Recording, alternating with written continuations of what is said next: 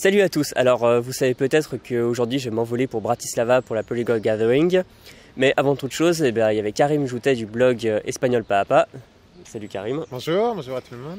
Qui passait donc à Paris. Je me suis dit que ça pourrait être intéressant de faire une interview ensemble et pour vous en faire profiter si vous apprenez l'espagnol. Donc Karim m'avait fait un article sur l'apprentissage de l'espagnol et du coup est-ce que tu pourrais te présenter toi, tes activités et ce que tu fais sur l'espagnol? Bien sûr, hola a todos, bonjour tout le monde. Donc moi c'est Karim Joutet, je suis prof d'espagnol et je vis en ce moment à Barcelone en Espagne, je fais une thèse et j'ai profité de ce séjour en Espagne pour créer un blog sur l'apprentissage de l'espagnol qui s'appelle Espagnol Pas à Pas, astuces et conseils d'un prof. Et donc sur ce blog et aussi sur ma chaîne YouTube et ma page Facebook qui s'intitule également Espagnol Pas à Pas, je donne des astuces, des conseils de profs d'espagnol pour apprendre l'espagnol efficacement et je réponds à vos questions et à vos doutes sur le sujet.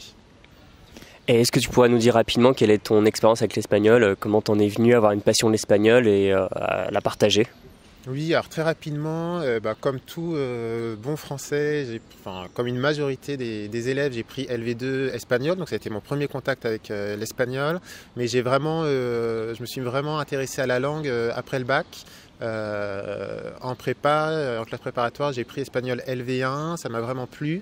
Et pour progresser en espagnol, je suis allé travailler les étés pour finir mes études et apprendre l'espagnol en Espagne. Et dès l'âge de 18 ans, en fait, j'ai eu un contact tous les étés direct avec la langue. Et là, le contact avec la langue et avec les Espagnols et l'Espagne m'a conforté dans le fait que j'aimais beaucoup cette langue. Et j'ai toujours voulu être prof. Donc j'ai combiné les deux, je suis devenu prof d'espagnol. Et aussi tu m'avais dit que tu parlais catalan. Et comment tu as appris cette langue? Alors moi j'ai appris l'espagnol à Barcelone et en Catalogne. Et donc dès le début, pour moi, l'espagnol a été en lien avec le catalan, parce que la Catalogne est une région bilingue.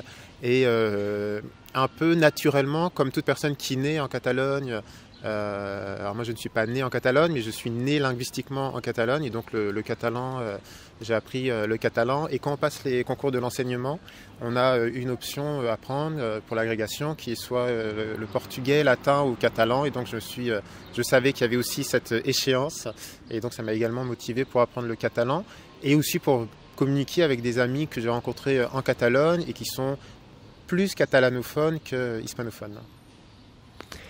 Ok, et pour revenir donc sur l'espagnol et même je pense sur les deux langues, il y aura des conseils généraux. Pour quelqu'un qui voudrait apprendre l'espagnol ou le catalan, quels seraient tes conseils principaux, vraiment les plus importants? Alors les plus importants, c'est des conseils, j'en ai beaucoup. Les conseils les plus importants depuis mon expérience en tant que professeur, donc avec les adolescents que j'ai eus en cours ou les adultes que je rencontre, je pense qu'il faut savoir vraiment doser entre la théorie et la pratique, parce que je pense que quand on veut parler une langue, c'est important de savoir comment se construit la langue, quel est le squelette de cette langue. Donc on ne peut pas échapper aux règles de grammaire, on ne peut pas échapper au vocabulaire, à un moment donné se poser et réfléchir sur la langue en elle-même. Mais il ne faut pas non plus, il y en a qui tombent dans le piège, c'est très réconfortant de s'arrêter devant un livre de grammaire et de rester à apprendre une langue de manière scolaire sans la mettre en pratique, mais on ne peut pas apprendre une langue non plus sans s'intéresser à l'aspect pratique. Et il ne faut surtout pas négliger la pratique de la langue, se mettre en situation de communication le plus rapidement possible. Et ne pas se dire, dans 2 ans j'irai en Espagne ou dans 2 ans je communiquerai en espagnol quand je maîtriserai la langue. Non, en fait la théorie et la pratique ce sont deux facettes d'une même monnaie. Il faut parler et s'intéresser à la langue dès le début, je pense. Ouais. Ce serait mon conseil numéro 1. Que je partage. Et est-ce que tu auras des ressources vraiment que toi t'adores pour apprendre l'espagnol? Alors, il y a le blog Espagnol Pas à Pas, pour faire ma petite pub. Mais moi, en fait, je conseille souvent aux apprenants de lier la langue. Enfin, je pense que vous devez lier la langue à vos passions. Et en fait, les ressources, alors il y a beaucoup de ressources, il y a beaucoup d'applications téléphone, il y a la méthode Assimil dont on a parlé tout à l'heure, il y a beaucoup de vous pouvez prendre des cours particuliers, des cours en groupe, mais je pense que les ressources en fait qui vont être les plus efficaces, c'est celles qui sont peut-être un peu extrascolaires. Et en fait, quand vous liez la langue à vos émotions, à vos passions, vous allez apprendre très efficacement la langue. Donc, par exemple, si vous êtes passionné de voile, essayez de trouver des groupes Facebook espagnols, d'Espagne ou d'Amérique latine, sur le thème de la voile. Si vous aimez la cuisine, allez sur des blogs en espagnol de cuisine. Et en fait, les ressources les plus efficaces, ce sont les ressources qui sont 100% naturel, tu vois. Et donc quand tu as un accès direct à la langue qui n'est pas forcément une recréation artificielle, je pense que c'est très très efficace. Et quand on a en plus un facteur émotionnel, on apprend très rapidement. Donc les ressources, ça va être YouTube, ça va être Facebook, ça va être les blogs d'Espagne, la presse, si vous aimez l'actualité, que vous vous intéressez à la presse, sur un sujet international par exemple, sur la venue de Trump en Europe, ou sur pas forcément en lien avec l'Espagne, mais si vous voulez vous tenir informé d'un sujet d'actualité, allez sur El País ou El Mundo plutôt que d'aller sur Libé ou Figaro pour faire d'une pierre deux coups, vous intéresser à l'actualité tout en pratiquant l'espagnol. Tiens d'ailleurs, une petite astuce que je partage pas souvent mais qui est très bien, c'est que vous allez sur le site du Courrier International et souvent il y a des articles par pays et à la fin il y a voir l'article original. Et sauf si l'article sur le journal original, sauf s'il est en accès limité, ça permet en fait de trouver par pays et d'aller sur des articles de plein de journaux de chaque pays et de chaque langue. Ça c'est pas mal. Et pour l'espagnol, moi je conseille fortement, et alors je l'ai fait moi en tant qu'apprenant, aller sur El País, La Vanguardia, El Mundo, donc de la presse espagnole, il y a des équivalents en Amérique latine. Inscrivez-vous aux newsletters et en fait tous les matins, donc ça c'est génial, tous les matins vous allez recevoir une revue de presse qui va vous parler de l'actualité internationale, de l'actualité du pays, et vous allez apprendre énormément d'espagnol. Et moi, tous les matins, au petit déjeuner, j'ouvre mon téléphone et je regarde dans mes mails la revue de presse moi, je suis surtout sur El País et La Vanguardia, et du coup, dès le matin, en fait, vous travaillez l'espagnol de manière complètement passive. Voilà. Super. Et vis-à-vis de l'espagnol, est-ce qu'il y a sur la langue elle-même des spécificités qui sont difficiles pour les francophones? Quelles sont-elles et en gros comment se préparer? En fait, il y a deux difficultés. Il y a les difficultés concrètes sur des lettres et des sons qui n'existent pas. Donc il y a le traditionnel R, donc le double R. Il y a la J qui est très gutturale. La theta, donc un peu comme le TH anglais, mettre la langue entre les dents. Voilà, il y a des sons qui n'existent pas en français, donc là, avec le temps, ça vient. Une astuce, par exemple, pour le R ou le R simple, le R simple et le R. Là, par exemple, une petite astuce, c'est prononcer un L. Parce que si vous prononcez un R à la française qui et plutôt guttural, vous n'arriverez jamais, vous ne pouvez pas remonter toute la bouche pour arriver au R qui est prononcé avec la langue. Alors que si vous utilisez un L, ça va être un peu bizarre les premiers mois parce que l'espagnol va se dire il met des L à la place des R, ces R sont bizarres. Mais en fait, plus ça va aller et plus votre L va devenir musclé et plus votre langue va donner un coup sec et vous allez prononcer un R à l'espagnol. Donc il y a d'un côté ces sons qu'il faut apprendre à assimiler, mais il y a des astuces pour les apprendre. Et en fait, il y a aussi une autre difficulté qui est plus culturelle. En France, on est dans un pays très centralisé, avec le français qu'on a appris à l'école républicaine, qui est le français standard. Et en fait, une chose qu'on a du mal à percevoir dès le début, c'est que déjà, il n'y a pas un espagnol, mais des espagnols. Qu'on parle en Amérique latine, qu'on parle en Espagne. Et si on reste au niveau de l'Espagne, il n'y a pas une Espagne, mais des Espagnes. Il n'y a pas une culture espagnole, mais des cultures espagnoles. Que vous apprenez, si vous apprenez l'espagnol en Catalogne, ou à Madrid, ou à Malaga, et ça ne va pas être le même espagnol, et ça ne va pas être les mêmes attitudes. Et les différences régionales sont beaucoup plus prononcées qu'en France.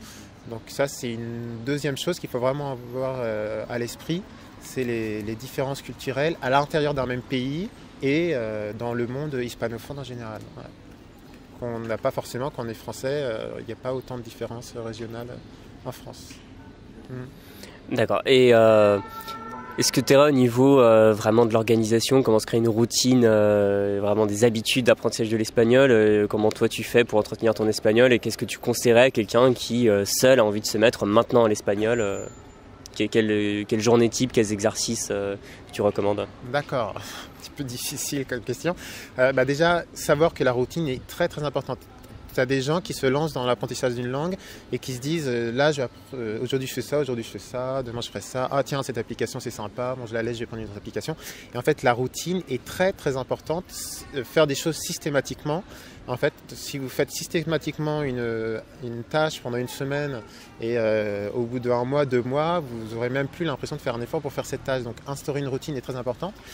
Moi, en tant qu'enseignant, par exemple, mes cours d'espagnol en classe, et les cours particuliers, c'est pareil, je commence toujours par un rappel de grammaire. On fait le sale boulot au début, comme ça on est débarrassé. Alors, avant ça, je commence le cours en faisant un rappel de ce qu'on a fait au cours suivant, au cours précédent. Parce qu'il faut que tout soit lié et on ne peut pas construire quelque chose sans avoir la base de ce qu'on a appris la fois d'avant. Donc toujours un rappel, et c'est pas un rappel que je fais pour combler l'heure ou parce que je veux des notes et interroger un élève au début. C'est vraiment très important de se rappeler ce qu'on a fait la fois précédente. Je fais toujours un peu de grammaire au début. Ensuite, plutôt des choses, mettre en pratique la grammaire à travers des textes, à travers des vidéos. Et je termine toujours un cours d'espagnol avec un truc fun. Toujours quelque chose de plus fun pour les 10 dernières minutes. Une vidéo YouTube, une chanson. Donc moi, en tant que prof, je m'arrange toujours à ce qu'il y ait un intérêt linguistique que les élèves ne perçoivent pas toujours. Et puis si vous n'avez pas vu d'intérêt linguistique, c'est pas grave. Faites un truc fun, éclatez-vous avec la langue, comme ça vous terminez votre cours d'espagnol en vous disant wow, je me suis éclaté avec cette chanson de Shakira, avec cette chanson d'Enrique Iglesias, ou avec cette bande-annonce de ce film de Mar Adentro, Volver, de film d'Almodóvar, que je veux voir à tout prix. Et vous partez avec un bon souvenir de cette langue, parce que l'espagnol c'est avant tout une langue chantante et une langue qui est, je trouve, fun et qui est... il faut avoir du plaisir à parler cette langue. Et il faut éviter de partir du cours d'espagnol en se disant wow, je viens de passer 1 heure à faire le verbe irrégulier du passé simple. Donc une petite astuce, c'est lâcher prise et puis amusez-vous pour la fin du cours. Très bien. Est-ce que tu auras un dernier mot pour terminer sur tous ces bons conseils sur l'espagnol? Alors un dernier conseil, moi personnellement, je me suis vraiment motivé à apprendre l'espagnol quand je suis allé en Catalogne, parce que c'est mon destin. Mon parcours, c'est ton destin. C'est mon parcours qui m'a amené en Catalogne.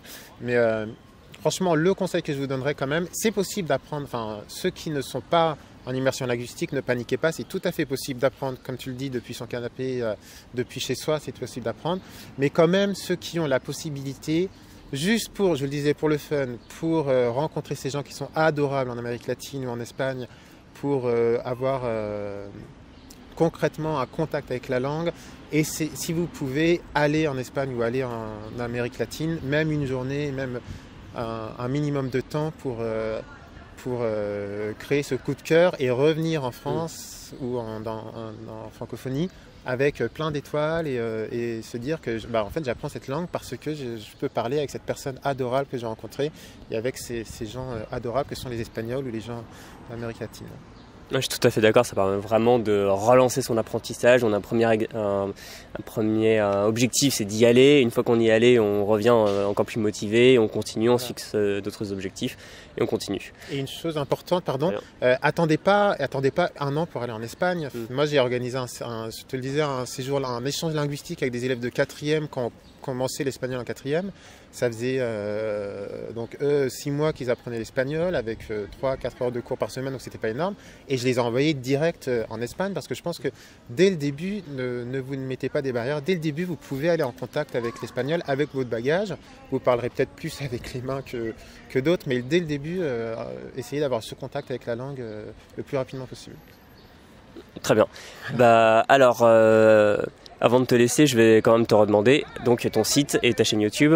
Alors mon site c'est Espagnol Pas à Pas, astuces et conseils d'un prof, et donc la page Facebook et la chaîne YouTube c'est également Espagnol Pas à Pas.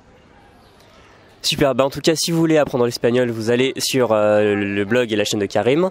Et donc je vous donne rendez-vous tout de suite après dans cette vidéo pour la suite de mes aventures vers Bratislava. Donc merci Karim. Merci, hasta luego, que vaya todo bien. Hasta luego. Adiós.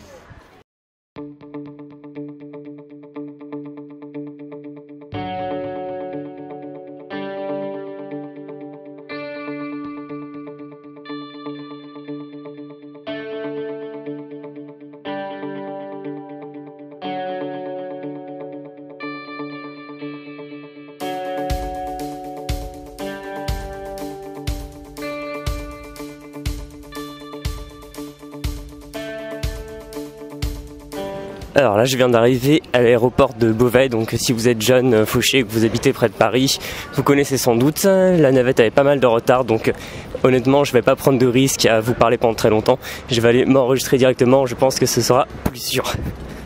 A tout de suite.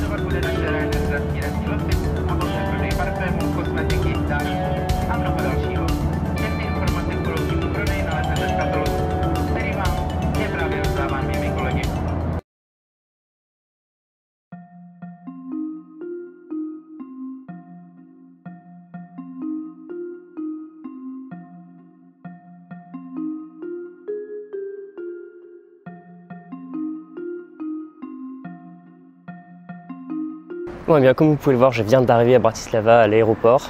Donc là maintenant j'attends le car pour aller dans le centre-ville. Et d'ailleurs, petite anecdote assez amusante, je suis arrivé avec un billet de 10 € devant une machine qui ne prenait que les pièces et absolument pas les cartes de crédit, sachant que le ticket pour aller dans le centre-ville coûte 90 centimes. Donc je me sentais un peu stupide avec mon billet à demander aux gens s'ils avaient la monnaie. Et là, quelqu'un m'a gentiment filé 2 € pour prendre le ticket. Et c'est tout juste si cette personne voulait récupérer la monnaie qui restait. Donc ouais, voilà, ça c'est vraiment ce que j'apprécie en voyage, c'est un peu cet aspect de fraternité qu'on peut avoir entre inconnus. Donc c'est aussi à ça d'ailleurs que peuvent servir les langues, simplement pour avoir ne serait-ce qu'un petit contact sur quelques mots pour s'entraider tout simplement.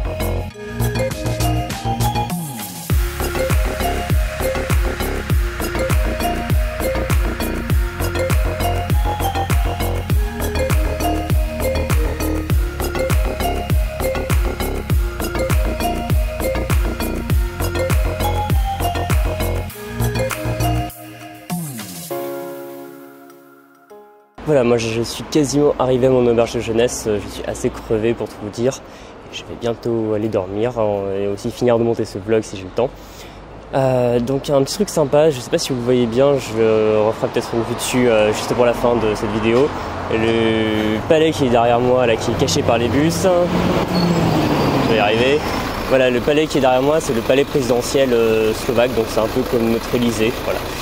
C'était pour l'anecdote historique. Et d'ailleurs, je suis pas très loin du centre-ville. J'étais déjà venu là en 2015. Si vous me suivez depuis tout ce temps, bah merci déjà. Et voilà, j'étais passé quelques jours à Bratislava. Et du coup, ça me rappelle des souvenirs. J'avais fait le trajet inverse. J'étais allé du centre-ville vers la gare, puis l'aéroport. Et là, c'est l'inverse. Donc, en tout cas, bah, moi, je vous souhaite une bonne soirée. Et je tiens aussi à remercier les personnes qui ont déjà commandé le pack de formation, parce que je rappelle que je fais un pack de 3 formations sur les 3 programmes les plus importants que j'ai sur mon blog. Donc je vous mets le lien dans la description, j'en dis pas plus parce que là n'est pas le sujet ce soir. Et je vous remercie d'avoir regardé cette vidéo, de m'avoir suivi de Paris à Bratislava. Et je vous donne donc rendez-vous demain. Bon, je sais pas si j'arriverai à publier des vidéos aussi régulièrement parce que je suis pas venu là que pour faire du montage, je suis venu là aussi pour voir des gens dans le cadre de la Plugged Gathering. Mais en tout cas, je vais filmer ça, vous aurez absolument tout ce dont vous aurez besoin pour vivre l'événement de l'intérieur. Donc moi, je vous dis donc bonne nuit, à bientôt.